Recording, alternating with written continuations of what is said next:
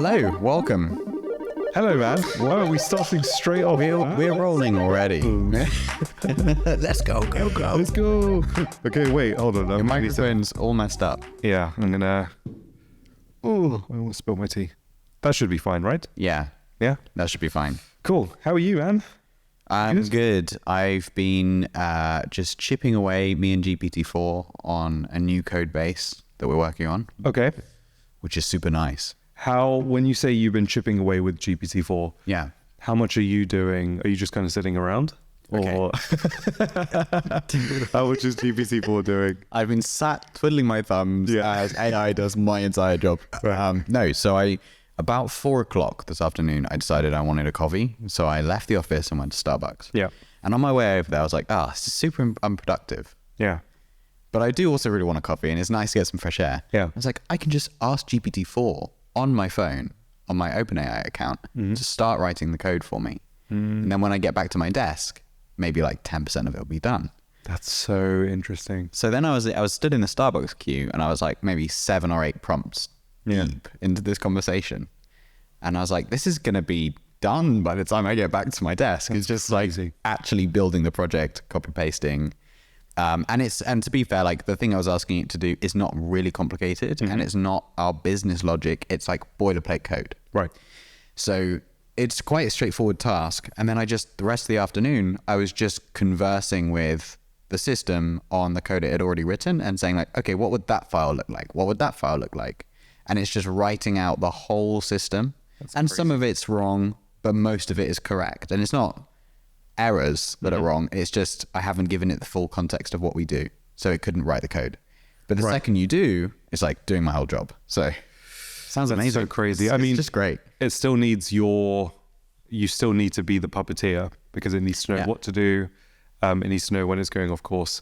But that's really crazy. I mean, that's kind of not too dissimilar to maybe if you were talking to like an intern or like a junior employee. Yeah. And you were like, yeah, I'm just out for a coffee. Can you handle this specific thing? That needs to be rewritten. This doesn't fit here. It's basically that. You essentially use GPT-4 as an employee today. Yeah, I did. But it also actually helped me with something that I've always battled with, which is most coding projects I've always worked on my own. Okay. Like development projects, I've always worked on my own, or I have been the principal developer. So I'll know the code base inside out. But at Carter, that's not the case. Yeah. So as we move more of our code base into the team, which is actually fully complete now, the team's working on everything, which is sick. It's about having a structure that everyone will understand, that's easy to navigate and isn't just a spaghetti of code. And so I can just say to GPT-4, is this easy to understand? It's like, actually, no. If you rename the function this, this, and this, it's super easy to understand. I'm like, that is better. You're right. Yeah. So that kind of like moving the code into a way that the team can understand and humans can understand is also really important to me. But it's hard to Google because everyone's opinionated. Whereas I'd rather just take the average opinion that's learned by GPT-4 from the internet. So this kind of like working with other people and like building a project with other people, I find really fascinating. Like the most fun things that I've built have always been like with other people. It's so much fun to be working on a particular problem with somebody else or like a group of other people. And that's really interesting because one of the things that we've been seeing in our Carter Discord, by the way, if you don't know what Carter is, what are you doing here? Go. No, if you don't know what Carter is, we're basically creating like AI companion sidekicks that you can talk to, build a relationship with, and just kind of handle stuff for you. But in the Discord, we've been seeing a lot of people that want their Carter sidekick as like a coding buddy. So they can code with them, they can have like a chat while they're coding. The AI can sort of look through the code and maybe add comments or whatever. And this is really fascinating where you could, the concept of being a solo developer can potentially get a little bit muddy because everybody's coding with a sidekick. And that's actually quite nice. Like hackathons to me seem really, really awesome, not just because of the amazing stuff that's built, but because of the energy around a hackathon, like a bunch of people coming together, like no sleep or whatever. That's kind of like the toxic hackathon thing, but like just people coming together and just like really nailing a problem, building something super fast and just cheeseburgers and Red Bull and just getting something done. That's like super fun. you know? Yeah. And it seems like you can do that with some awesome sidekicks that are AI based. Yeah, and you don't even have to be at your desk, it turns out. Yeah, exactly. And what was really nice is that like I have ChatGPT as a shortcut on my phone now. It's in like the iPhone bottom tray. Yeah. It's like that and Spotify. Okay. And that's it. And then WhatsApp, then humans. Yeah. And so it's nice to be able to like work on something by just giving it little prompts. And then when you get back to your desk, you can log into the same account and start copy pasting and start like moving things around, slightly tweaking things, running them, writing tests is also really important. Yeah. And it's also something that every developer hates to do. And so you can get ChatGPT to write you tests for the code it just wrote, which is nice. Just make sure you check them before you put them in production. Yeah. Okay. Understood. So, if you are new here, welcome to the GPT podcast. This is episode 6, I think. Yeah, I think we're on 6 now. Yeah, I think we're on 6. This is the podcast where we talk about AI, the future of technology, and where this crazy world is taking us. We're on an amazing ride, and we do all of this, and we have all of these conversations while drinking tea. GPT. This week we have... You made this tea. I didn't... Yeah. What have we got? Well, usually you make it because you're trying to get me into different teas. Yeah. But did you actually bring the wrapper? So because I can remember what it was called. So this is the Pucker Clean Matcha Green. Okay. It's very, very good. Yeah. I feel healthier. Really, really nice. It's like lemony. Lemony, yeah, pepperminty. It's good. We've been drinking exclusively Pucker teas. Are we driving them crazy amounts of traffic that they should be? If they are, if we are, but it looks like they're just skipping the video. Yeah. And going straight to the tea website. Yeah. Okay, if you're watching this, please send us some more exclusive teas. I wonder, they definitely have like, Pucker would have like experimental teas, obviously. It's their product, so they would be constantly testing different teas. I'd love to like I'd love to try the teas that they tried and rejected. And then we'll turn that into a line of rejected Pucker teas and we'll call it GBTs. Oh my God, yeah. Cool. Right, so enough gibble gabble. We've got drama. There's drama in the AI world. We have drama, and you have all the tea. You know what's going on. What has been going on? What crazy thing has happened in AI? Do you know who Geoffrey Hinton is? You mentioned him in a previous episode. I know him vaguely as the like father of neural networks. That's right. Yeah, tell me about him. So he's a guy that has been doing research his whole life. He's an academic. Okay. And his hunch was that the best way for computers to learn is to loosely simulate how animals learn, including us, which is using neural networks. And so he's the godfather of AI because he basically invented neural networks. It's a bit of a team effort, but he basically did all the groundwork. And when he did that, this was like in the 80s or the 90s. Wow. Okay. Yeah. And the problem was there just wasn't enough compute back then. You just couldn't, there wasn't enough data because the internet wasn't a thing. There wasn't enough compute. So everyone just said neural networks, it's a dead end. Then we had our AI winter. And so everyone went down like different ways of building AI systems without neural networks. But as the data has increased in compute power, we've got data centers now and these huge clusters with tens of thousands of GPUs. Now neural networks make a lot of sense. And we've got these crazy new architectures like transformers that just have completely changed the game. And so he's definitely laughing now because everyone told him he was wrong, but he wasn't wrong. And so he's had some incredible contributions. He's been cited in so many white papers. Right. He's just incredible contribution to humanity. He's also a really intelligent, just nice guy. Like I really recommend that everyone just goes and watches an interview with him. Where is he based? Is he British? Was he doing this in a UK uni? No, so he is British, but he lives in Canada. I don't know whether he's like British Canadian, but yeah, so he does all of his work from Canada. He's also an employee of Google, or he was. That's the drama. He left this week to warn the world about the worries and the concerns he has over AI, ironically. So this is super interesting because up until this point, we have had a lot of people sort of ringing the alarm and sounding the alarm on the dangers of AI. And some of those people have been industry professionals. Some of them have not been industry professionals. So you could say that someone like Elon Musk, who is AI adjacent, is kind of on the line there. He's around AI, but he's not actively building neural networks. So is he not at Tesla? I mean, they are at Tesla, but he's not building neural networks. Oh, okay. Right. Whereas he himself. I'm pretty sure he's in the workshop at SpaceX, right? Mm-hmm. Geoffrey Hinton is building neural networks. Like, this is his thing. And so for him to leave the comfy, sort of cushy job at Google with amazing funding to work on whatever he thinks need to be worked on to sound the alarm is a little bit more of a sort of an eyebrow raiser, because this is definitely an opinion that people will listen to.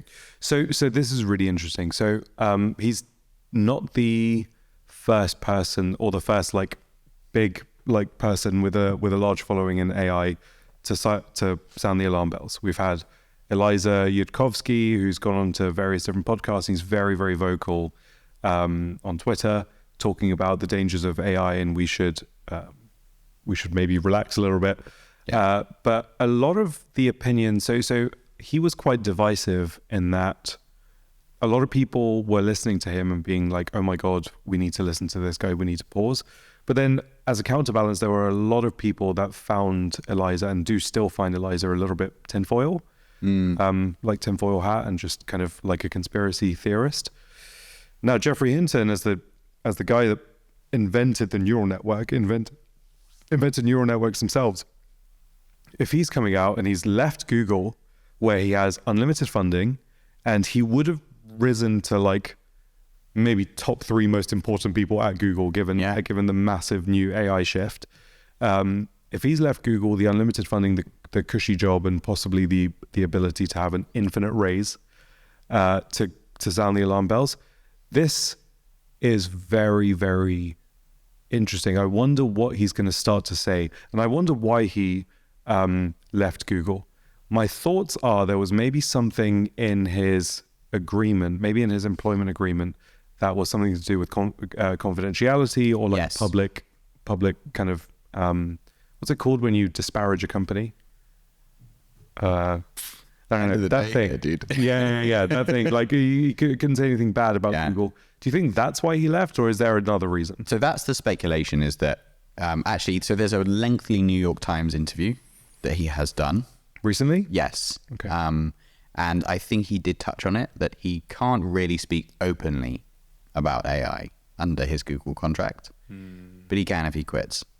And I think that that's really the main motivation. I don't think it's that he's quit to work on saving us or anything like that. I think it's literally he is an academic at heart. He wants to be at the forefront of the conversation because, and as he sees it, GPT-4 is the first sort of system that's making people a little bit uncomfortable. Because, I mean, we've had similar times in history before. GPT-2 was another one that people were like, whoa, this actually might work. But GPT-4 is now it has a certain amount of common sense. And so Hinton was basically saying it's not smarter than us yet, but it will soon be. And then at that point, we don't really know what happens, because even though it's something we can probably control, what do you do with something that's smarter than you and you can control it? Well, you use it to get everything you want in life. So if you're a country, you're going to use that to navigate wars better. If you're a business, you're going to use that to make more profit. And so it's not really that you're worried about the neural network taking over. It's you're worried about how people are going to use it and how do you stop that getting out of hand. Like, can you build auto GPT with GPT-7 safely? Probably not. Yeah. So this is a very, very interesting perspective. So basically the crux of his argument is that AI's immediate danger is not that it's going to escape and autonomously just kind of be this new species that takes over. That's not immediately what's happening. However, with GPT-4 already, we've seen some things where GPT-4 has given humans massive power and leverage, the people that have access to GPT-4. and they have been the ones to use it. Some humans have used it sort of in a malintended way. So there was the example. Did you see this thing on Twitter where somebody used GPT-4 to come up with like 40 chemical compounds that could cause like mass human wipeout or something that were like toxic and poisonous for humans? Did you see this? I heard of similar things, but I don't know this one. Yeah, so somebody used GPT-4. I didn't look into it too much. I don't know what they prompted it with or how the conversation went. But they basically used GPT-4 to come up with a long list. I think it was 40, I'm not sure, but a long list of new chemical compounds that are toxic and poisonous for humans, and that can basically kill humans. And I think they added it to like a GitHub repo or something, or they added the prompt to something to a GitHub repo and then just push it. It's open source. And that's terrifying. That's really, really scary, because that's something that GPT-2 wouldn't be able to do. But GPT-4 with a person that is inclined to do something like that, you can get some pretty scary results, and that's one of them. So is that what he's basically saying he's most worried about? Yeah, I think that's what he's most worried about in the short term, but he's also worried about, he's kind of hinting at what's known as an intelligence explosion. And this is something that... What is that? Okay, intelligence explosion is a sick name for something that may be absolutely terrifying, like worse than a nuke going off. Way worse, actually. Basically what happens is you have a system that is smarter than us, that creates a system that is smarter than it, and on and on and on. A system that's smarter than us creates a system that's smarter than itself, which then creates a system that's smarter. Okay. So you're recursively, like, you have this compounding intelligence, and it's going to happen faster and faster and faster. And so, like, if there's something that's smarter than us, we already don't understand what it's doing. Then there's something that's smarter than that. We have no chance. And that's 2 hops. And so I think very quickly you could get something that is out of control in weird ways, probably not Hollywood ways, but in weird, strange ways where we don't really know what it's doing. Maybe the data center just catches fire and melts. And that was like a bad day in AI. Yeah, so this is really interesting. So you're basically saying intelligence that creates intelligence that's more intelligent than the intelligence that created it. So basically, GPT to the nth degree, can rapidly, if that's autonomous, can very, very quickly get very, very, I don't know if dangerous is even the word. Unsettling is probably another word, because you don't know whether it will necessarily be like evil. That's super sci-fi and movie, but just having something that's far smarter than us and that can outsmart us, and we are no longer in control, that's naturally very, very worrying. So practically speaking, would that be like GPT-4 training would that be like GPT-4 training GPT-5, or is that not the right way to think about it? I think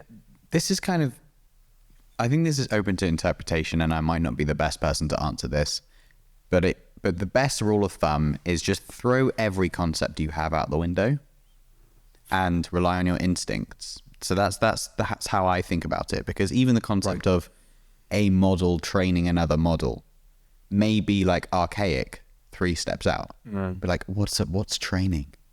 Yeah. You know, like it could be that simple. And so I don't know whether we might end up with just a really good compute system that is incredible. We don't really know how it works, and it's going to take us 100 years to figure out how it works, and we decide to stop there.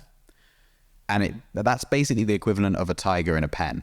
You know, it's like, it is dangerous if you let it out, but we know how to keep it in, so it's safe. Yeah, I don't trust that we would ever stop or slow down. Like this AI paper that was a couple of months ago, where people were like, let's have a 6-month holiday on training AI and improving AI. This basically went nowhere, because in the real world, speaking realistically, no business that's trying to compete in AI right now is going to take a 6-month break when it's not enforced by law globally. Because I'll just be like, my competitors either on shore or abroad are just going to continue. Like, okay, I can take a 6-month break. I'll give everybody else a 6-month head start. Yeah. I don't know actually of any example where technology has been kind of dangerous to a particular industry. In this case, it's dangerous to all industries, but where technology historically has been dangerous to a particular industry, and globally we've come to the consensus that it makes sense to just stop. I don't know of any example where that's happened. Nuclear weapons is the only really thing that comes close, to be honest. Okay, but that hasn't stopped people producing them. No. And there are weird treaties that every country just finds. Every nuclear-armed country finds loopholes in the treaties. Yeah. So it's like, you're not allowed... It's currently outlawed globally that you're not allowed to make any more nukes. So countries just renovate them. Mm-hmm. They just take the same components and put them in new missiles, basically. Mm-hmm. Which is a loophole. And it's just like common practice, you know? And maybe that's good because of safety. And you don't want like unstable 50-year-old nukes lying around. Mm-hmm. But also you kind of are making new weapons. So I think all regulations are going to have loopholes. And the thing is, this technology can't have any loophole if you're going to restrict it, because any hole in the bucket is going to let through an intelligence explosion, basically. Yeah. And okay, so this might sound really weird, but nukes seem a lot easier to control globally than AI. And the reason I say that is not because they are on the same danger scale. They are obviously probably not on the same danger scale. I don't know if actually that's obvious. It's unclear. It's unclear. But the thing is, I mean, we can't go and build a nuke. You need a ton of funding. You need the space. It's a physical thing. With AI, especially with open source models, the more open source models that come out, anybody can get GPUs to run models, and these models are getting smaller. Yeah. And they're able to run on some models are even able to run on locally on a laptop now or on a phone. So how do you globally regulate something that everybody has access to? I don't know how you do that. I don't know whether regulation is the key, but we're going to try and do it anyway, it seems. We are quickly hurtling. Okay, so we're quickly hurtling towards regulation in AI, faster than I've ever seen any industry move towards it. And you have 3 key players in AI regulation right now. So you've got the US government, you've got the EU, and you have China. All those 3 entities have strong motivation to regulate something in AI. And they're going about it in different ways. So recently, the EU has put forward a law that will force AI image generators to declare their data sets and to basically say what they trained on. And I believe also provide credit, but that might be done through just declaring what it was trained on. So if your name's on the list, then you get a little bit of credit for that, the thing it produced. Okay. So if I am an EU-based image generation, like an image generator AI business, and I've spent millions fine-tuning my own model, but I haven't gone through the depths of like labeling all of that art and finding and sourcing where it's from, and also making sure that I'm using art that I can actually use that's fair use. Yes. What do I do? Do I have to scrap that fine-tuned diffusion model? Yeah. Yes, you do, basically, yes. So there are well-known image generation startups out there that have openly said they've trained on billions of images. Now, I don't know how they scraped these images, but I'm willing to bet they don't have a database with billions of credits in them for every image. Yeah. Maybe they do. Maybe they have like the URL. It's scraped from the internet, right? So they've probably just recursively gone onto the internet into places like Wikipedia, in open blogs and things like that, and just taken the images. Scraped for PNGs and JPEGs and stuff. Yeah, stock image sites, all of that. Yeah. And so if they've scraped all of that, they might have the metadata to go and maybe start adding references and credits. Or maybe you try and solve this with AI and be like, what does this final output kind of look like? So Playground AI have got an interesting thing where, because everything you create on their site is the prompt is public. And so what's interesting is that you can see the names of the artists people are putting in the prompts to get a certain look. And so that seems like instant fame. If you're an artist and everybody loves the look of that art, so they start putting it in the prompt. On Playground, you can see the artist that's being referenced is not their work, but they're actually being referenced anyway. Yeah, but referencing in and of itself is that kind of referencing. I don't think will cover it, because references need to be in a specific format that actually gives credit to an artist. So if you've got two artists that are both called, I don't know, Aaron B, it's not clear if you just have the name without like where the art was taken from or their particular website, that wouldn't necessarily count as credit, because you could be driving traffic to somebody else. I honestly think that the solution will be a lot more simple than using AI. I feel like these AI art generation businesses will be like, right, we are going to change where our company is based, and we are going to be based in the Maldives or something. And if they just change to a Maldives registered business, they maybe fall out of some of these jurisdictions in the law. Yes. That's what gambling businesses do. Yeah, and so this is why you can't regulate AI. Yeah, because there will be some country. There will be some country that's like, anything goes. Yeah. So just register here. Yeah, and so you've got the US, who seem to be getting very close with Silicon Valley, and specifically around the subject of regulation. You also have China, who are also interested in regulation in different ways, more the outputs of models and what the models are producing, right? Whether that is acceptable or not. And also the unpredictability of this technology seems to worry most countries. Because like, okay, fine, you could probably confidently put software in charge of a traffic light system. And so we do, because there's like, it's probably not going to go wrong most of the time. Sometimes it does, and they put a little orange cover over it. But if you're going to put, a system in charge of a battlefield, that is more responsibility, and you can't undo what you listen to on the battlefield. And so I think there's going to be a lot of regulation. I think it's going to happen faster than anything else in history. So do you know what's happening in China in terms of both AI innovation and like the stuff that they're doing, as well as regulation? Do you know anything ear to the ground on what's going on?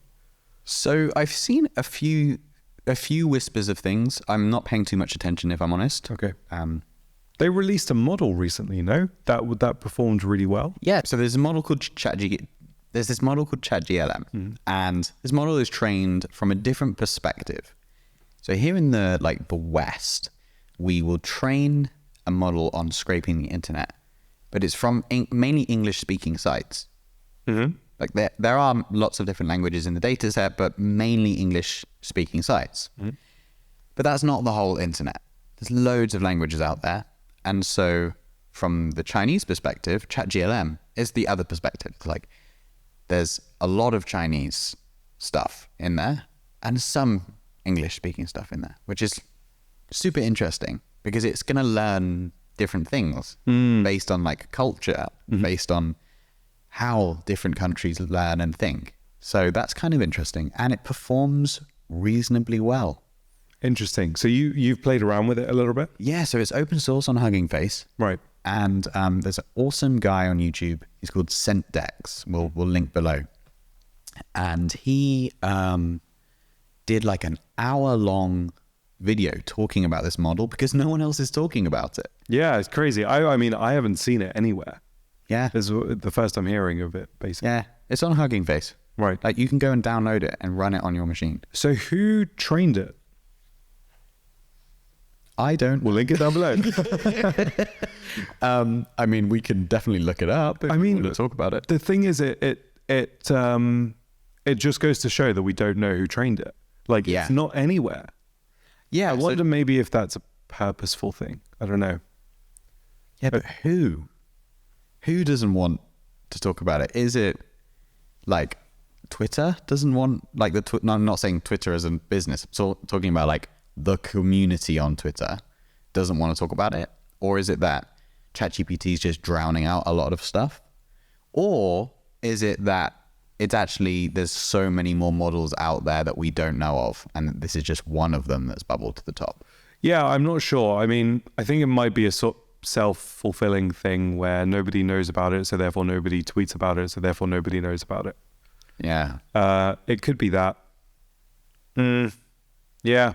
I wonder what the inner kind of opinion is on kind of like US versus EU versus China AI.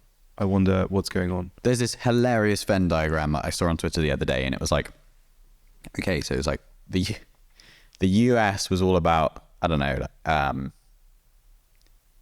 build AI. China was like anti-AI, and they overlapped or something like that.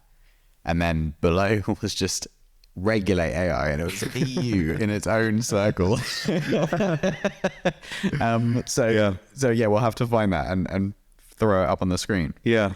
Italy have ChatGPT back now. Yes, they do. This is really interesting. So the whole problem that Italy had, it seems, was basically there wasn't any age gating on the system. Right. So it just doesn't ask you your date of birth when you sign up, which is a clear violation of many global laws. And so they've added that back. I think they've done a lot of work on like data transparency and like what's the data being stored. And OpenAI have done this. Yeah, and I think the government in Italy, right, I think they've been working really close, and now it's back online. Yeah, awesome. I mean, there was the worry when Italy pulled them. There was kind of the worry is like, oh my God, are there going to be other countries that pull ChatGPT or AI? What's going to happen? Seems like they came to a pretty good kind of resolve pretty fast as well. This seems to be like how governments are supposed to operate, actually, which is, while that's breaking the law, stop. Okay, now you're compliant, continue. Yeah, we'll leave you alone.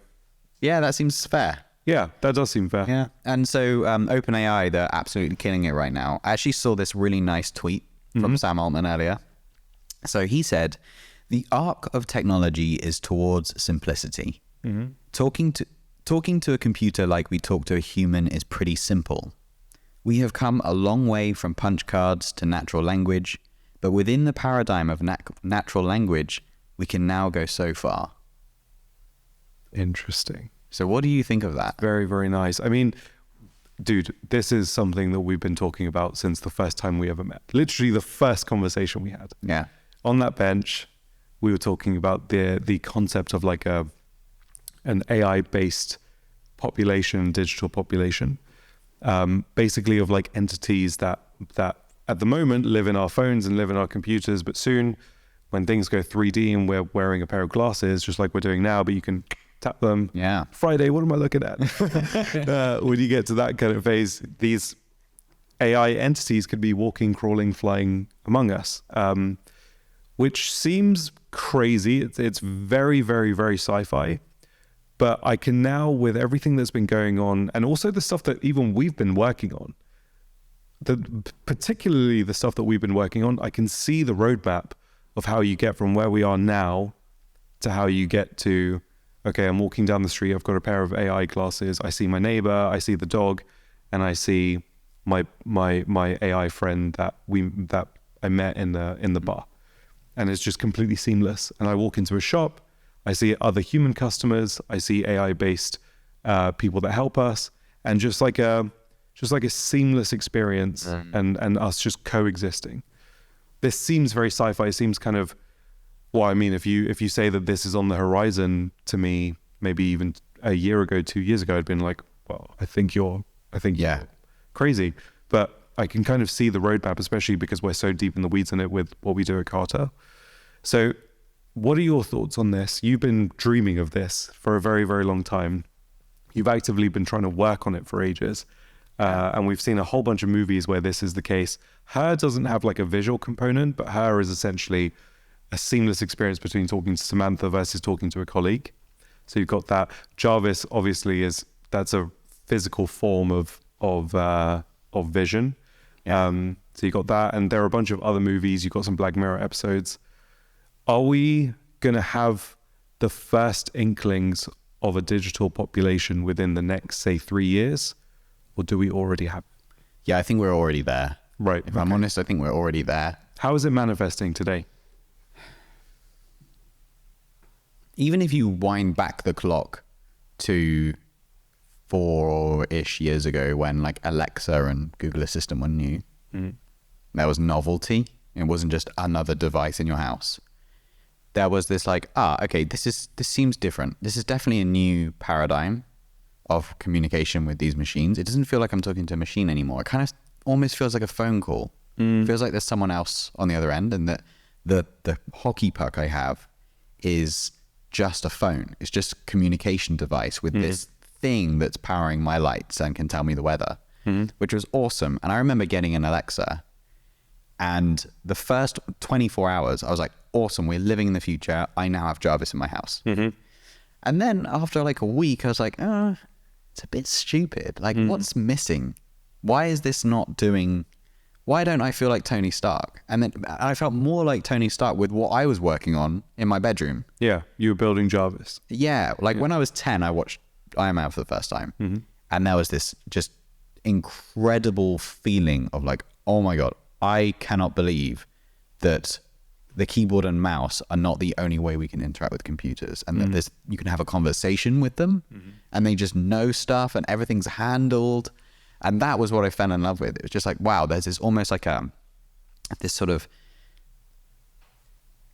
guardian angel watching over Tony all the time. Yeah. Like planning ahead, thinking about what's going to happen, preemptively doing things for him. The first time you meet Jarvis, he's not actually talking to Tony. He's waking up a reporter that had slept at Tony's house the night before.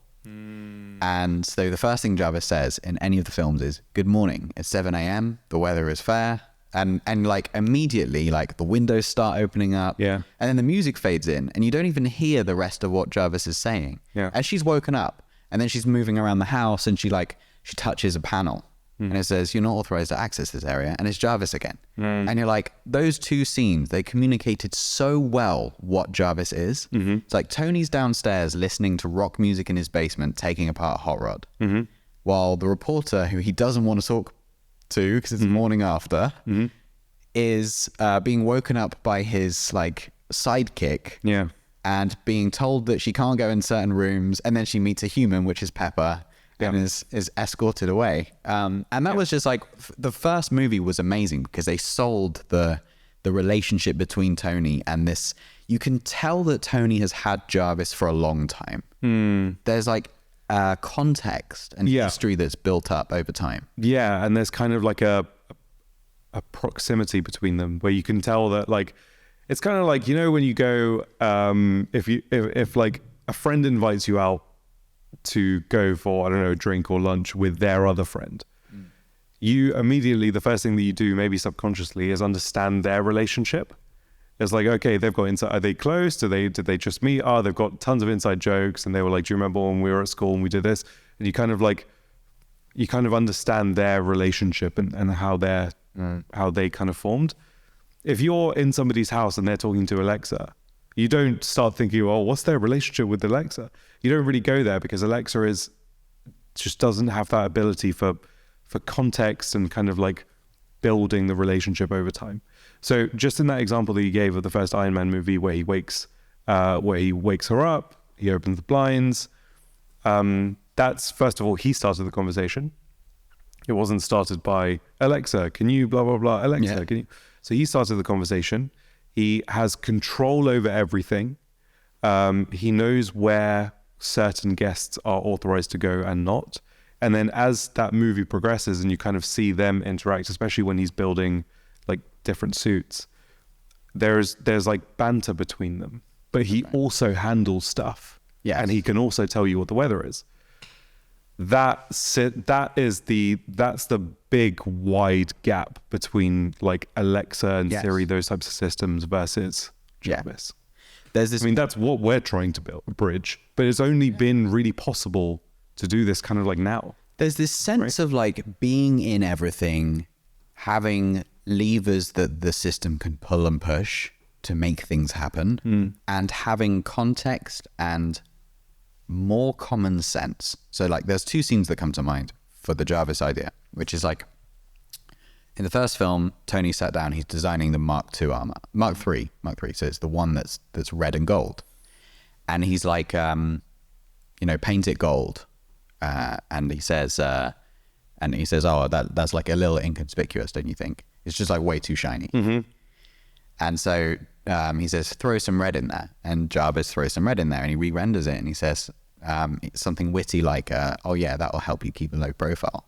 So while he's doing something useful, he's like making a joke about it. Yeah. But it's not offensive. It's just banter. Yeah. And then he's like, okay, cool. Estimated completion time is 5 hours. And then Tony basically says like, okay, cool, paint it. Yeah. And then he walks off and like, that there's going to be a suit waiting for him when he gets home from the party. Yeah. That Jarvis has been painting in like some like CNC machine or something. Yeah.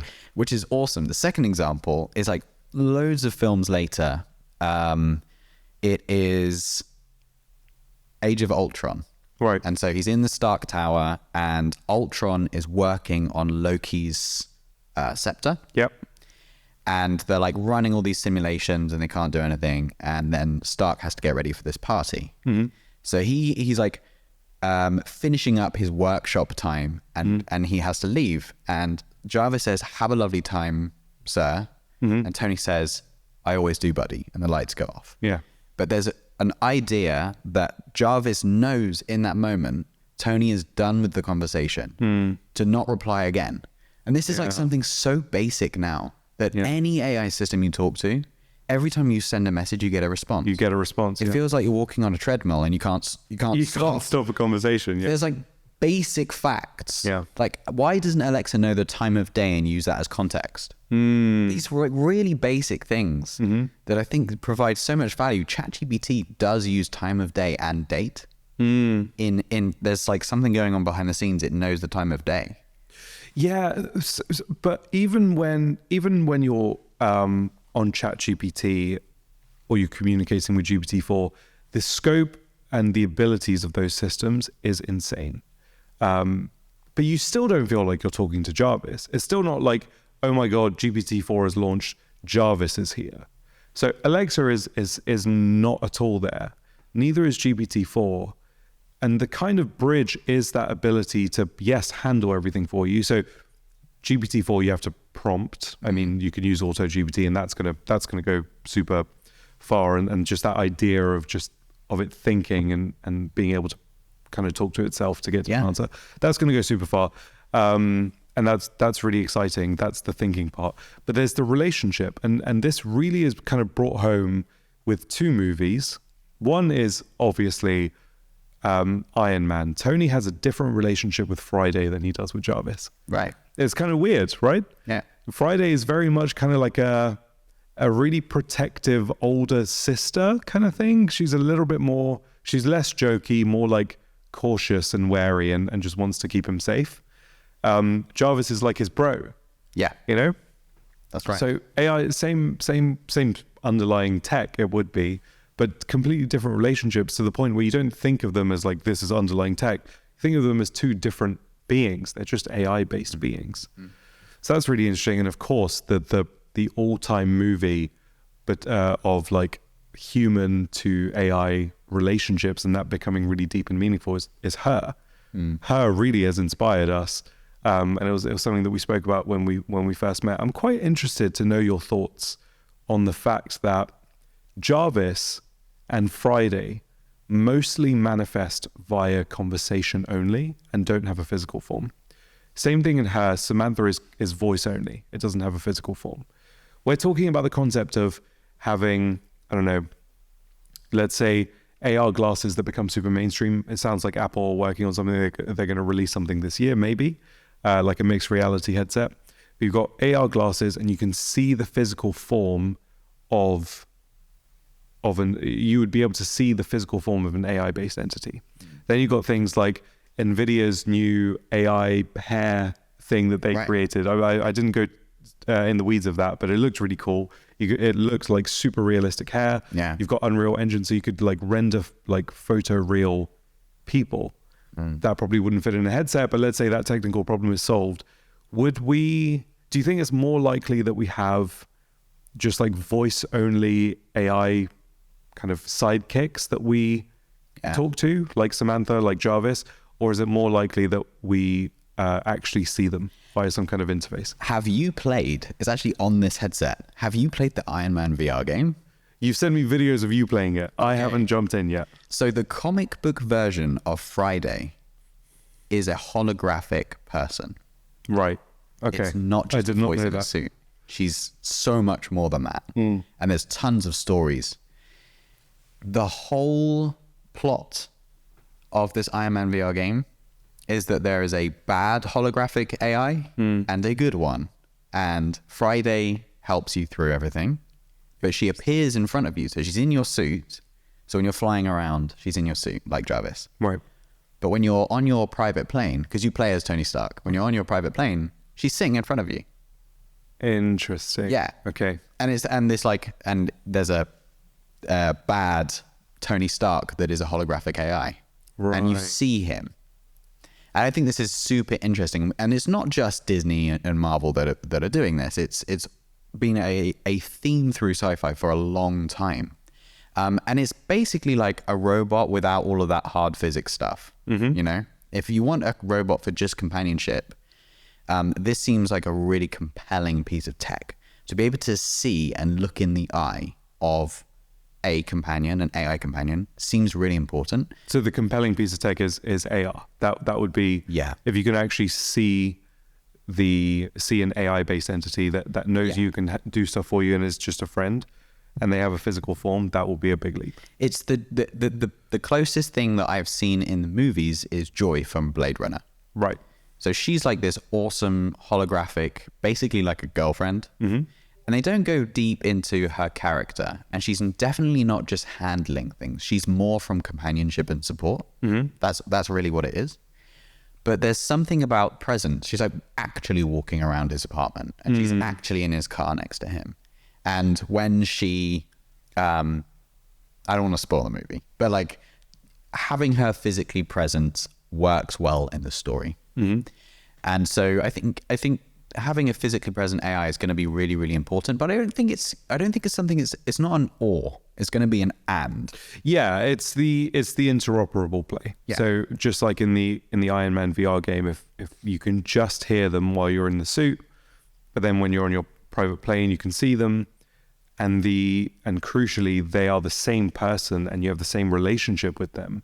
So it's not like any different. It's just like a different form of conversation. That will be a very, very popular thing. Yeah. I mean, it's popular in the movies, and it seems like anything that sci-fi makes, and a movie, a popular sci-fi movie, any kind of like tech that they create, if it is manifested in the real world somehow, it usually is a success. Absolutely. Like just like VR.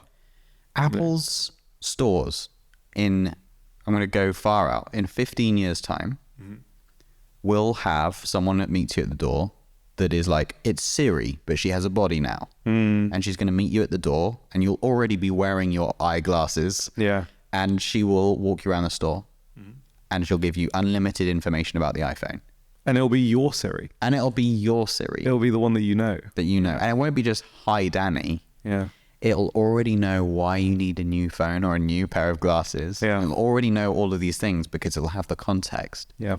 So I think this is so important. But also, I really think that humans, that we're not just all about being physically present anymore. It's actually nice to be able to text. So like, yeah, it is. I love spending time with my girlfriend. But we're not like joint at the Same. If she watches this, I do too. Yes, I really enjoy. Yes. So the thing is, it's really useful to be able to text her when she's not with me. Yeah. And to communicate about things that would be weird if we were just always together in every situation. Yeah. It'd be very restrictive. And have you noticed, like, you have a very minor difference in your relationship on text versus in real life? Yes. I have this, like, me and me and my girlfriend would like message a good morning message while we're in the office, and it's like a silly nickname every single day, even though we have just seen each other. Oh, that's nice. You know? And so it's kind of like a different relationship on text. It's not really a different relationship, but it's like a nice different form of communicating. It's also practical though. Yeah, it's also practical, yeah. So like when you're apart, 100%. Yeah. But it's quite nice. And I think if AI can if you can have the same kind of feeling where you don't necessarily want to talk 24/7 like vocally, but you probably do want to have a bit of vocal conversation, then you want to text, then you maybe want to have a phone call, you're late for this meeting, you need to run. Yeah. These different mediums, if it's interoperable between all different mediums, that could be incredibly powerful. Absolutely. And there's other benefits that come from AR and VR, which we've already experienced with Carter. Right. So we've recently released a video, it's on Twitter, it's pinned, of a VR Carter character. Amber. From Genshin Impact. Which was sick. It was a 1-day build. We just simulated her personality. We just like dropped her into a VR village. Yeah. And there's like an awesome dialogue you can have. You can say, follow me, she follows you. You can talk to her about anything, but you're going on a quest together. And the whole thing is like, you're supposed to be going around the village preparing for your quest. But what was really weird is that you can look her in the eye and her body language means something. There's body language. So with AR and VR and a physical presence, you get an extra layer of depth. And we found this with voices as well. So like text is like level 1, voice is level 2, and physical presence is level 3. And the reason I think that is because we have this problem even as humans where we can't quite communicate everything through text. Sometimes the tone's off. And like someone's really upset and you have no idea why. It's because they read your text wrong, or you put 2 words around the wrong way and it sounds awful now. Yeah. And so we have emojis to deal with that. Oh no, the Roomba. It's the Roomba. The return of the Roomba. It's like, I'm physically present. We're actually going to make that one of the first members of the digital population. We're adding AI to the Roomba. What does the fun video? What does the Roomba's body language tell you right now? Oh, it's good. You're sending it home? Yeah. Good night, Roomba. I don't know. Oh, watch it go. That's so crazy. Docking. You imagine if you took a Roomba to like the 1920s and just had it in somebody's house and then it just started cleaning and roaming around. Do you think they would beat it? I think they would basically presume it was alive, or maybe not, but they would probably like dumb it down, but not much, because like you can see how it works, but there are probably a few components in there they'd have no idea. What do you think their immediate reaction would be if you just put it in their house? That it was alive. You reckon? Maybe we're not giving them enough credit. I mean, what year did you say? 1920s. Okay. The 20s. Titanic was a thing already. Like flight was a thing. Yeah. They'd probably be like, oh yeah, it's like a wind up. It's like clockwork. Yeah. Yeah, and it just must be like when it bumps into things, it just has something that turns it around or something like that. Yeah, crazy. Yeah. Crazy system. What were we talking about? So we were talking about like if AI was to manifest and when AI manifests in kind of the physical form via AR and VR. This is really interesting. So when I first watched her, and he first like installs OS 1 and he meets Samantha, the first interaction, and the first thing she says, what was it? Hello, I'm here. Hello, I'm here. Hello, I'm here. Like she's surprised. Yeah, like she's surprised. I'm here. Yeah. So you never see Samantha, but I always visualized Scarlett Johansson because that's the most recognizable voice. It's a very recognizable voice. And you immediately just associate the voice, obviously, with Scarlett Johansson. Yeah. But I went the leap to actually be like, okay, what does Samantha look like? Just naturally. And obviously she looks like Scarlett Johansson. If that was a voice that I didn't know, well, that was just like an incredible voice actress that wasn't popular physically, I would always be left wondering what they look like. And And I find this really interesting. I also found the intro scene of when Thor comes down and with Mjolnir, and he just electrifies the pod that Jarvis is in, and Jarvis comes out and he leaps out. And the first interaction, I found that one of the most profound moments in any of the Avengers movies, any of the Marvel movies. Firstly, because he could hold Mjolnir, that was epic, but also because it was like, so that's your physical form. Yeah. I think when AI takes a physical form, you're right, chat is level 1, voice is level 2. Then there is a third layer of seeing them with AR and VR. And then there's a fourth layer with some of the more scary stuff, which is when you give them actual arms. Yes, the robots, legs, the robots, actual humanoid the robot robots. rising. Which will happen way faster than we're expecting it to, by the way. You reckon? Oh, yeah. 2030. Did you see that? Have humanoid realistic robots. I'm telling you now. Yeah, I can imagine that. Did you see that backflip that was done by one of the Boston Dynamics robots? No. It's just a backflip. Not on a platform. Yeah. Just a standing backflip. Yeah, those robots are incredible. I'm super interested with the inflection of voices and the tone of voices. We've been playing a lot with voice tech internally. Yeah. And there's been 2 massive leaps in the space of about 12 months. Okay. One has been Whisper. Yeah. Which is a brand new neural network from OpenAI that does very good speech recognition. Yeah. Almost like, depending on what your accent is, it almost never messes up. It's even with different accents, it performs very, very well. very well. Okay. We do have ours defaulting to English right now, and it does quite a good job, but it's capable of many languages. But what's interesting about Whisper is that because it was trained on multiple languages, it can also translate just out of the box. You can say something in English and it will write it in Spanish, or you can do it the other way around. You can say something in Spanish and it will transcript it in English.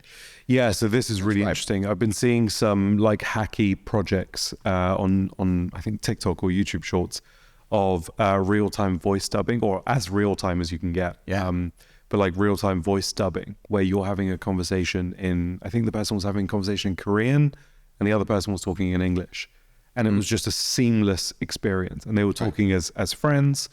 But it was insane. I think they had wireless headphones in, and the person speaking Korean was being piped into the headphones as English, and the person speaking English was being piped into the headphones as Korean. And so that's speech recognition. Yeah. And then that speech synthesis, all happening in one cool system. I wonder why that's not more popular and more mainstream. I haven't had anybody kind of talk about it, and I haven't really seen anybody use it. That seems like something that would be massive. Yeah. So I'm really fascinated with this. Google released this project last year, and it was like an updated Google Glass, but it was a flex. It's not actually a product. It's just a project they're working on. And it was a pair of AR glasses that would transcribe what you were hearing in real time and display it in front of you, like subtitles. Yeah. But it would translate it at the same time. So you could have a different dialect, different languages or whatever. And I showed this to my girlfriend, and she loves watching everything with subtitles on. She can hear perfectly, but she likes the subtitles. I'm the exact same. Yeah, So and TikTok is the same. Yeah. They have subtitles baked into every video now. Yeah. So it makes total sense. So she saw this and she was like, I would wear those. Yeah. Because I want subtitles for real life. Interesting. I think a lot of people actually understand more when they read it. I'm not like that. I actually understand less when I read it, I think. Do you not like watching movies with subtitles? I couldn't care less either way, but I'm just saying I will learn something much faster if I watch a video about it rather than read a book about it. I have to reread everything. Yeah. To really understand. Yeah, that's really interesting. I do think real-time subtitles are going to be a thing. Yeah. Everybody thought that the base language that everybody in the world will be able to communicate with would be English. Seems like it's AI that just does the real translation. You don't really. This is also great for people that don't have English as their first language or don't know English, it's proven that it's studies have shown that if you don't know English or you're born in a country that isn't natively English or teaches English, you're at a disadvantage because it's kind of like the global language, basically, just by pure network effects. It's grown super big. That problem is kind of eradicated with this technology. You can basically speak any language and just have it translate in real time. And that unlocks a huge shift in how we work as a civilization. Yeah. Because if you think about how flight changed the world, it brought about globalization, it brought about a huge shift in culture and like music, and just the reason was that people could move around. Different cultures could mix a lot faster. We're now going to have the final piece of the puzzle, which is different languages can communicate seamlessly in real time. No need for translators. Sorry, translators. But that is going to be a huge shift in culture as well. So I have a question. What do you think about learning languages with that technology? So I'll give you the reason why I'm asking this. I recently went to Switzerland. And I didn't know they speak French. Yeah. Like, well, I knew that. They speak French and German. They speak lots of stuff, so you went to the French. Yeah, so So I was on the French side and they were mainly speaking French. Now, I know like a tiny piece of French and that's it. But at the end of the 3-day trip, I knew way more French from just like my brain was just inferring. It was like, he pointed at the bathroom and he said, you know, whatever. And you don't go the words. But what I was saying, all I'm saying, Bane, I think. I don't know. Well, anyway, I found it anyway. Right. Okay. What I've been thinking about this like AR real-time transcription and translation is that surely while you're talking to someone in another language, your brain is going to be associating noises with words. And so you're going to learn really fast. But also what's going to happen is that I think languages are going to start merging because you will start to use, and you see this with like bilingual families where the kids will start speaking in English and then they'll drop like a Spanish word in there because they can't quite figure out like where the line in the language is. So they just use a word, and it's not even kids. Sometimes adults do this where they'll speak in like the foreign language up until the point where they don't know the word and then they just use their word for it. So I think if everyone was using these like translating glasses all the time, you would start to see new languages forming, which are like a clash of both the languages. What do you think? So this is quite interesting. So I can speak 2 languages. Well, I'm very, very bad at speaking Bengali. Okay. I can understand it basically just like English. And I've actually tried previously, just out of curiosity, to really try and see if I can listen to other people speaking Bengali, family members, completely objectively as if I didn't know the language. I can't. It's seamless. Like I don't even realize, if I'm not thinking about it, I don't even realize when people change. But that, like learning another language, if I was to learn another language now, I would have to put a lot of attention into it. And I would have to actively try. Like everybody knows the best way to learn a new language is just to go to the country where they speak. If you want to learn Spanish, go to Spain, just speak Spanish with people. And if they speak English back to you, speak Spanish back to them. And that's like the best and fastest way to learn. That with glasses, where you are basically able to communicate with any Spanish person straight away without having to learn the language. Yes, you would probably communicate with Spanish people more just because you can. And so you can basically talk to anybody. You'd communicate with Spanish people more, but your brain wouldn't actively work the muscle of trying to remember the word that they said and understanding what the English word is, because it's right in front of you. Like you can see it. So you might pick up some things by osmosis, which you naturally do. I don't know necessarily if you're going to learn an entire language just by having real-time subtitles under everyone, because you're not like working the muscle. The language is given to you, especially if it's piped to you. The audio is piped to you. I do think you are onto something with like the blending of languages. Languages historically every single language is a blend of a bunch of other languages. Yeah. You can root basically every word back to another language and the origins of words. So English is like basically half Romance and half Germanic, and those two came together, and then we've picked up little words from the Middle East, and it's mainly been fueled by trade. If you have the ability to communicate with anybody, yes, trade will go up because there'll be more trust between people, but also languages will start to blend. I wonder if the fact that you don't actively have to learn another word because it's given to you will be the counterbalance. So if a word in English has been brought, I don't know, an example, maybe aubergine, right? That's probably, I think it's a French word. What do they call it in the US? Eggplant. Yeah, it's definitely a French word. Yeah, so aubergine. There's probably somebody from back in the day, an Englishman that's gone over to France, and he's been like, oh, okay, I'm a bit hungry. I'm going to go to the local supermarket. What have they got? Oh, what's this thing? It's purple. Oh, interesting. What is this? And a French guy behind the counter would have said something like aubergine. And then that he would have brought home, Mum, check this out. This is aubergine. It's absolutely phenomenal. Aubergine became the word for it. If you had the ability, if you take that exact scenario, he goes to the supermarket, but he's wearing glasses and AirPods, and he's like, what is this? And the guy says aubergine, but you hear it as eggplant. You're going to go home and say, oh, look at this is eggplant. So I don't know necessarily if AI is going to encourage languages blending or actively just stop it right there, freeze it in time, because you don't need to know the words for other things. That's an interesting counter argument. I guess it's like, I would love to see the research into the osmosis thing, and is proximity to another language enough for the brain to start doing pattern recognition subconsciously? I think it is in certain scenarios, but you're right. If there's something that's almost a crutch, then maybe your brain just turns that off and you lose the ability to learn languages. Yeah, exactly. Like, have you ever watched anything that's been dubbed? Yeah.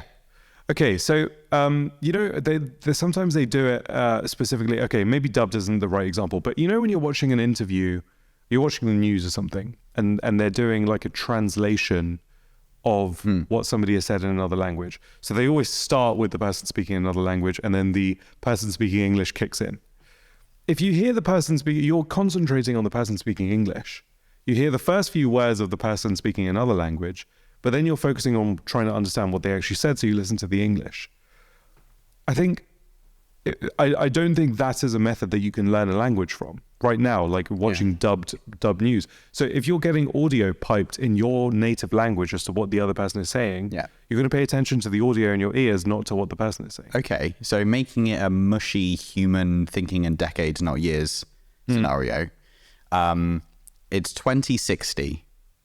Okay. A man and a woman meet, and the woman is from Germany. She speaks German only.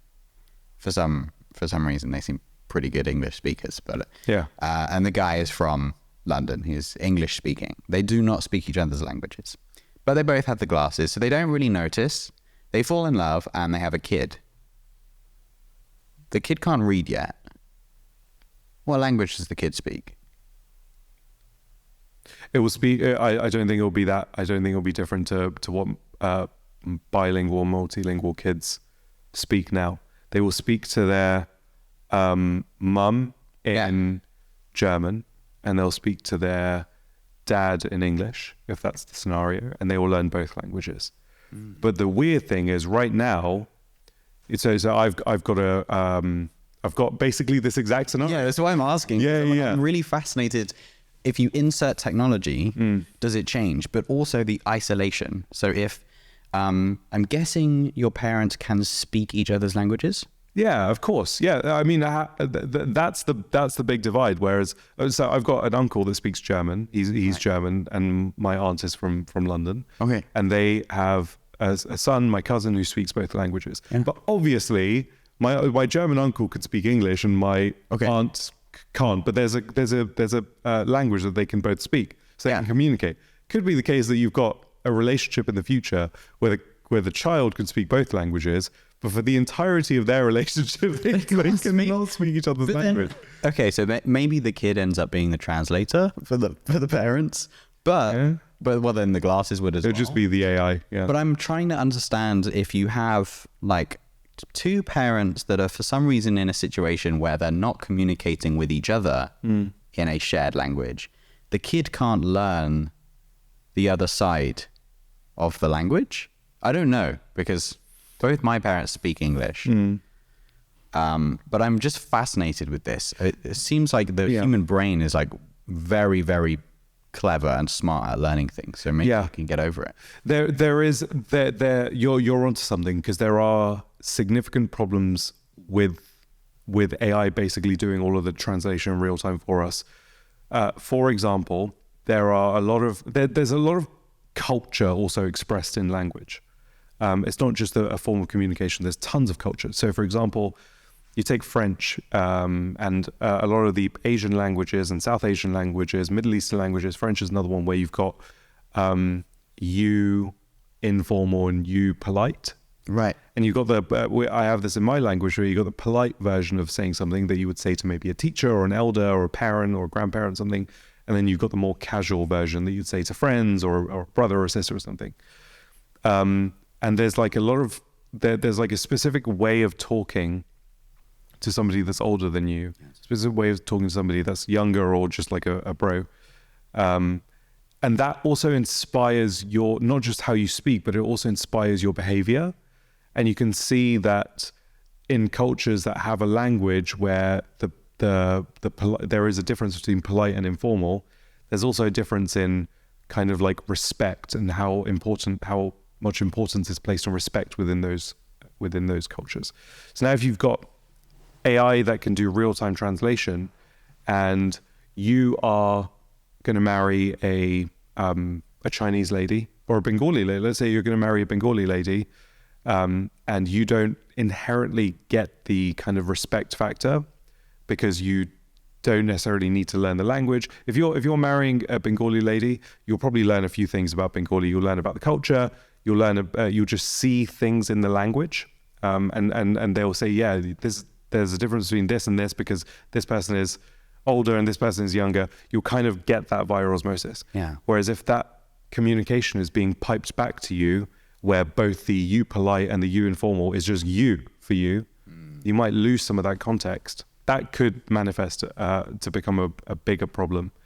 So kind of like tension. Okay, so this is like slightly not technology related, but do you think that's happening in languages anyway? So I definitely feel that in English, which is really the only language I can speak well, things are being more informal. Things are becoming more informal very fast because of the internet. Like the way my parents spoke when I was younger and my family and really everyone around is very different to how people speak now. It seems like everyone's a lot more informal. Some people speak in text, like short characters, or like what you up to as WUU2 through tech. That seems to be going away, and we're going back to a more formal way of speaking. But in actual verbal communication, it seems like people are becoming generally more impolite, and the vocabulary is shrinking because of the content that they're consuming. I can feel my vocabulary shrinking a lot I'm just not pushing myself with the content I'm consuming. And I wonder, is that something that you see in other languages as well, or not really? What, the change of how people speak? Yeah, is it becoming more informal over time? I'm not close to enough languages to kind of have an answer on that. I would say maybe, okay, so maybe some things change. However, the kind of that the example of like the respect factor, that's still very much baked into language because it's so deeply baked into culture. So I don't think it's necessarily happening anyway. I think, I don't know, it's kind of a misnomer. We're talking about specific scenarios and trying to create a framework from anecdotal predictions. Yeah. I don't know if it's a one size fits all. It also massively depends on the language. Like, for example, there's you polite and you casual in France, but there isn't as deep a emphasis in the French culture on like respect for elders as there is in the Chinese culture, where there's also you polite and you informal. You know, so there's also the concept of masculine and feminine nouns. And that as a concept, I don't know how that kind of plays out and dictates culture in France or whether it has a significant impact or not. But if you're hearing somebody say le this and la this, for you, you're just hearing the. Yes. And so that's, yeah. But my brain's doing a mapping there. So like, I know that some people, when they move to another country, they learn the language, they speak the language, and at first their brain just maps it back to their like first language. But then after like 20 years of living in that country, they're now thinking in that language. Yeah. They're no longer doing the mapping. So yeah, I do hear the when you say those words, but I wonder how quickly your brain can move to thinking in that language. And I wonder whether that will increase or decrease with that technology. Yeah. I mean, I think it will decrease. Well, yeah, I don't think it will map as much. Like, for example, my dad was born and raised in Sweden. And so he spoke Swedish for the first 22 years of his life before he married my mum and moved here. And you talk to him now and you ask him to speak Swedish and he does struggle. I mean, he needs a bit of time to get into it. And especially when he goes back to Sweden after basically a couple of hours of speaking Swedish, he's like fully back into it. But there is a lag, and he's not as good in Swedish anymore as he is in English. And so if you give him the ability, if you say, okay, Dad, here are two options. One option is when you next go to Sweden or you encounter a Swedish person, you need to turn on the Swedish brain again. Or you have the ability to just talk to this person and whatever they say you hear in English and whatever you say they hear in Swedish, but you can speak your own languages. He would probably take the second option. He'd be like, I don't need to do the hard work of like, I just want to talk to this person and discuss something. I don't want to think about the language. This is so fascinating. But when your dad does go back and speak in that language that he spoke for 20 years? 22, yeah. Right. Does his brain think in that language?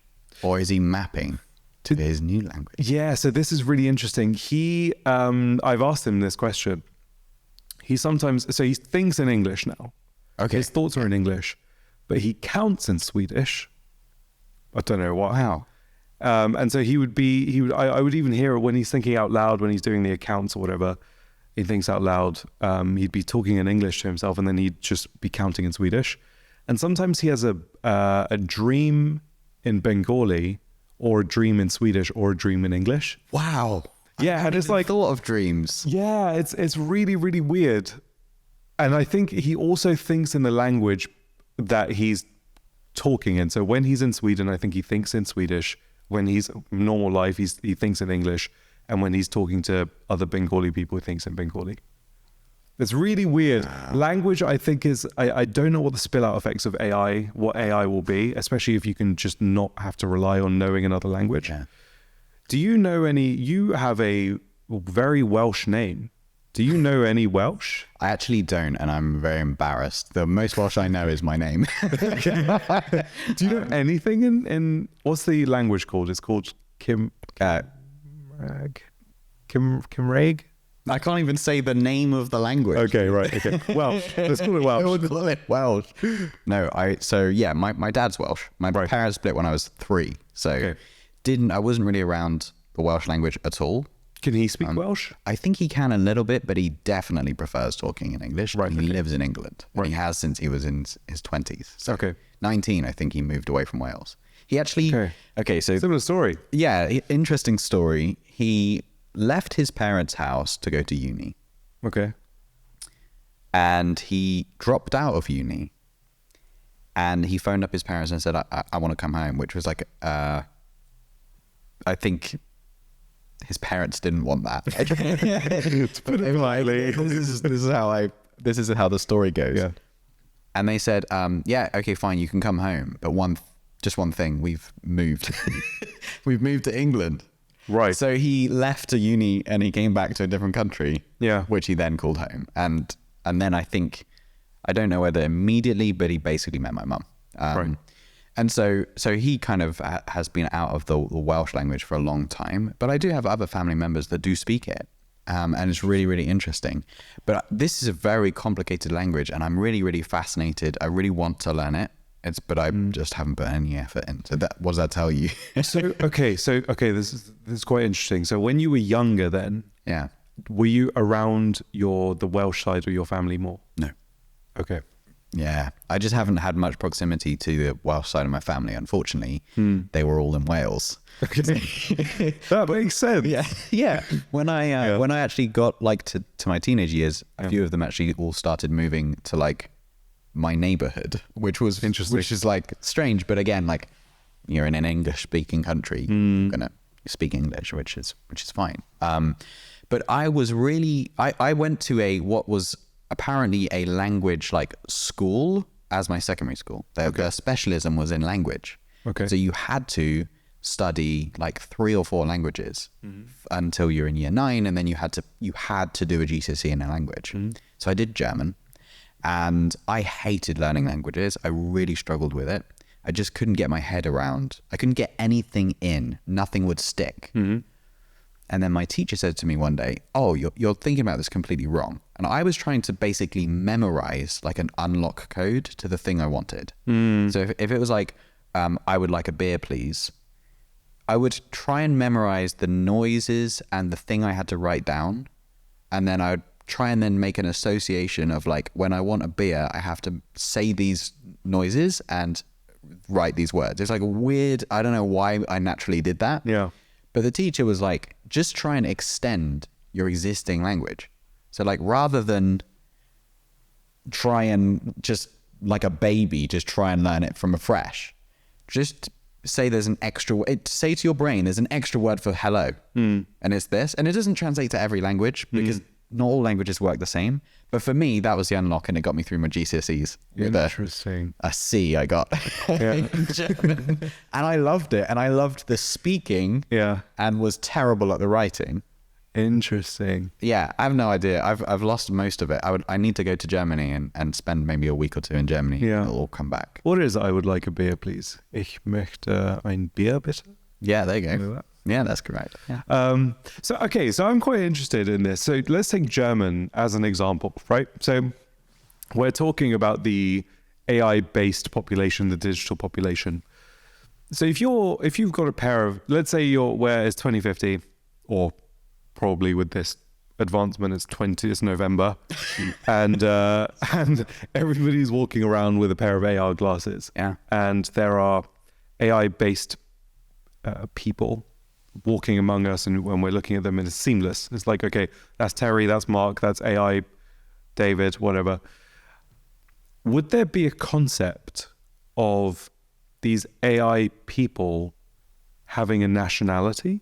So if you were to go on holiday to Germany and you were wearing your glasses, and you get off the plane and you look at all of the AI entities, when you speak to somebody, would they have a German accent but speak English? Would they naturally just speak English in the voice that they were trained with? Or what would that be like, do you reckon? Because the tech is capable of speaking any language seamlessly and swapping in between. Yeah. I mean, we were doing an awesome experiment in the office the other day where we had Carter persist a personality across like 3 or 4 languages in the same conversation, and it was seamless. And what was crazy is that the personality was designed in English, but it translated into every language that we threw at it. And this is out of the box. Yeah. So it was Mandarin, Cantonese, Japanese, and English. And it was like a conversation that included all of those. And it was just like perfect. Yeah. So I think it's probably going to be seamless, but I actually would like to say that AR companions are going to be mainly in private mode. So mainly like incognito. The reason I think this is because they're basically the natural next step for imaginary best friends. This is kind of the way I see it, which is that to you want to be sat next to an AI on the bus. But if you're getting on the bus and there's a spare seat, You want to just sit down. You don't want to be like, oh, that's taken by your AI, right? That's like one example. Yeah. We don't need that hassle and friction. Yeah. There will be publicly viewable bots. I think it'll just be a mode that you can switch between, where you can bring your character into a group chat or a group activity, but you can also just have them in this like hidden incognito mode where only you can see them. Then you've got the like super private experiences. Maybe it's VR, where you're immersed in a completely like almost transcendent experience with your AI in a completely false world. It's completely shut off and you're actually in your living room on your own. I don't really like that future because it just seems too isolated. Yeah. But then you'll have like public characters that are walking around as the digital population. And that's the App Store example of like the Apple Store example. You walk into the Apple Store and you're greeted with this like publicly viewable character that's walking around. So I think that there's going to be a mix. And I think that it's going to be up to the owner of the owner sounds like a horrible word, the human companion to the AI, as to whether they speak other languages or not. Yeah, that's very, very interesting. There are use cases definitely for governmental AI-based entities that the government kind of enforces us to see as we're walking around. Like, for example, AI-based police officers. If you go into a place, even in London, where the most common language is not English, like Southall, for example, a lot of people speak Hindi, Punjabi in these countries. And there is a big problem with the police in these areas because the police can't speak the languages, and so they can't build relationships to kind of solve some of the gang problems and that type of thing. There's a bit of a divide. If you had the ability to have like an AI-based police officer, essentially, that can seamlessly translate between the two and also build a relationship with somebody in their home language, you could have a massive like conflict resolution type of police officer that is just trying to find resolve between all parties while enforcing the law. And that's probably an officer that you would see, maybe. Is that ethical? Why would it not be? Because you're essentially using AI for government level manipulation and negotiation. I mean, so let's say you have an AI police officer that's able to talk someone down off of a ledge. That's awesome. Of course we want that in the world, especially if it has 100% probability or like 98% certain you can always talk someone down off of a ledge. Fantastic. Let's use it now. But if that same technology can convince someone to go into battle or to, like, it's the same thing. You're manipulating people through conversation to do a certain action. So you have to wield that responsibly. Yeah, I mean, the government will probably have a ton of like checks and balances before they actually enforce something. The more worrying thing is like if a group of people come together and like create something that optimizes to sell you drugs or something. But the police officer talking you off a ledge that can instantly appear is a great example. It's awesome. Also, AI-based nurses, I think, would be great. So much of the nursing job, of course, the nursing job is a lot of stuff and a lot of physical stuff that wouldn't be able to be done unless there was like a robot. But a lot of the nursing job is like bedside manner and just being caring and comforting towards a patient. And there are some patients that are, of course, they're sick and they might be in a lot of pain, and so they are hard to deal with. And so maybe there is like an AI-based nurse that's a sidekick to the actual nurse, where the nurse only needs to do the functional part of the job. So providing the nebulizer or providing the drip or whatever, and the interaction and the patient handling is done by the AI. That would be a massive unlock for nursing, because they would probably face a lot less abuse than they currently do. They would be able to see patients faster as well.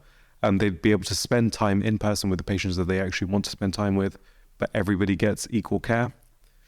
These types of uses of these types of like functions for AI-based entities is definitely going to be needle moving. I think support and companionship is definitely something AI can probably do quite well.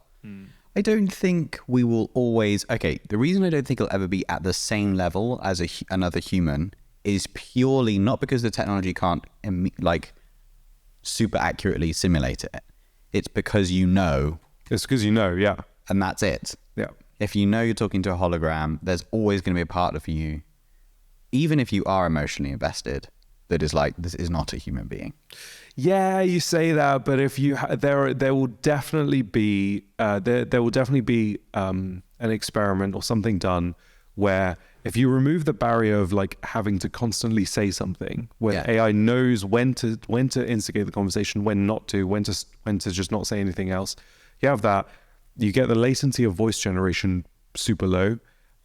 You get the accuracy. I mean, Whisper's speech recognition is already incredibly accurate. Yeah. And you get a really compelling voice that can laugh, that can sigh, that can breathe, that can take pauses.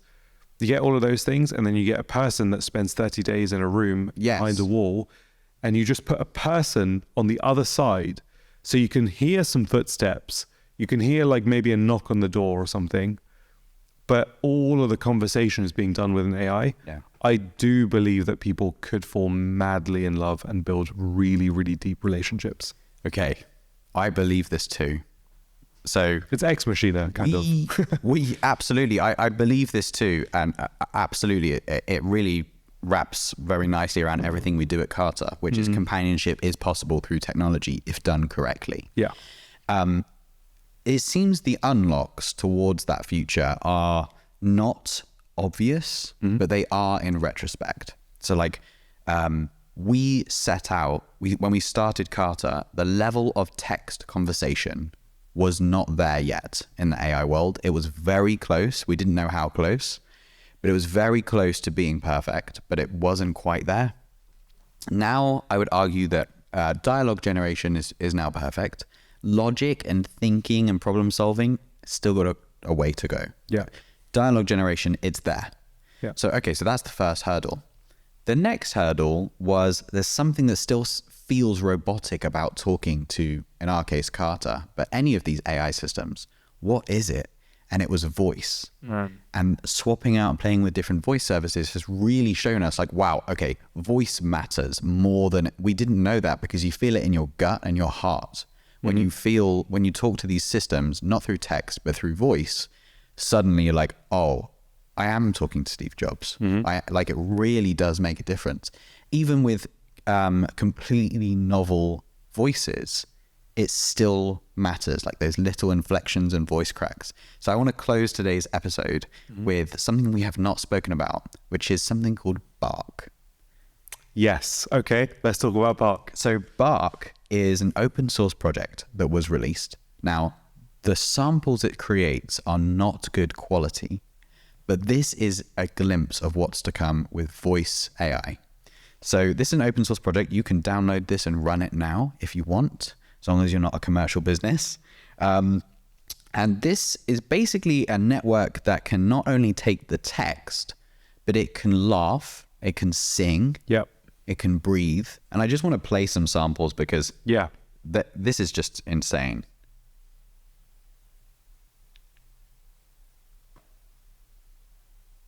The model is called Bark, like Clifford the Big Red Dog, or bark as in tree bark. Right. So did you hear the little? Yeah. The other one is great as well. The second one, I think. I've got a secret to tell you. Yeah, I think so. There's loads. We'll do a bunch of them.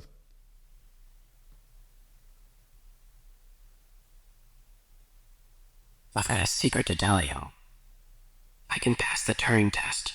That one I didn't actually think was that impressive because it's just whispering.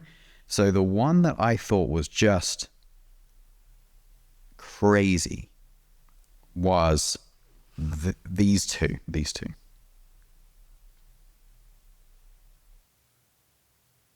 My friend's bakery burned down last night. Now his business is toast. That sigh was like perfect. And this one? What did they say? The voice for pros? What? Yeah. That laugh. It's crazy. It's crazy. So 2 more papers out. That's the rule in AI. You think 2 papers out. That's the rule. So 2 papers out, you're going to have nearly indistinguishable voices that will end up being open source that can, and if you look at the prompts on the Bark GitHub, you can see that they're basically putting in brackets, sad, and then the text they want it to say, and then in brackets, laughs. And that's it. And like the ums and the stutters of those voices are put in by the model, or you can get it to do it. But what's even more mind-blowing is the way they train the system. They don't actually know what this is capable of doing. So sometimes it'll generate like very like radio style, very, very low quality voice. Sometimes it'll be like high definition audiobook. They don't really know why. It's early days. But there's a part on the GitHub and it literally just says, here's the things we know work, like brackets laugh, brackets sad. There might be more. We don't know. That's really crazy. So that's actually, I didn't tell you this, but I kind of put Carter into roleplay mode by messing around with the personality. And I had a Carter character put in brackets the kind of like expressions that they were having. So laughs was literally something that they said. Laughs, and it was like sighs, and it was smiles. Smiles is interesting because you can't hear a smile, but when you smile, I'm smiling naturally now. I say you can hear in the podcast, if you're listening to this on Spotify, you can tell that I'm smiling. Yes. Because the voice is different. If you have Bark being able to generate not just the words and the dialogue, but also the difference between sounding really sad and sounding really happy and these things, that is super compelling. I would not, if you play me those as like voice notes. I just got this really weird voice note from someone. I would not be able to tell, even as it is now. I wouldn't be able to tell that that's AI generated. It's crazy. Well done, Bark, and the team behind it. It's awesome. Go and check it out. Let's see where it goes. Yeah, let's see. Right. I think that was an episode that went into a very weird direction, like they all do. Yeah, great. That was really good. I hope you guys enjoyed it. This has been episode 6, I believe, of the GPT podcast. Thanks a lot for tuning in. If you're still here, cheers. You're a super fan. Thank you very much for giving us your time. Until next time.